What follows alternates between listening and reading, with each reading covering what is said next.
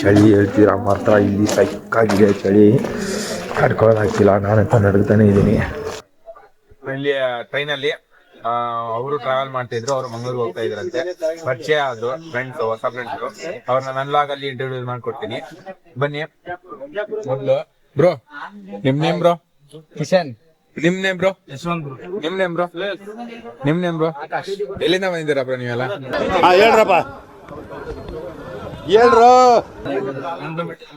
ಗದಗಿಂದ ಬಂದಿದ್ದಾರೆ. ನನ್ನ ಜೊತೆಗೆ ಮಾತಾಡ್ಕೊಂಡು ಫ್ರೆಂಡ್ ಆದ್ರು. ಅವ್ರ ಜೊತೆಗೆ ನಾನು ಕೂಡ ಟ್ರಾವೆಲ್ ಮಾಡ್ತಾ ಇದೀನಿ. ಸೊ ನಾನು ಸೋಲೋ ಹೋಗ್ತಾ ಇದ್ದೆ, ಒಬ್ನೇ ಹೋಗ್ತಾ ಇದ್ದೆ.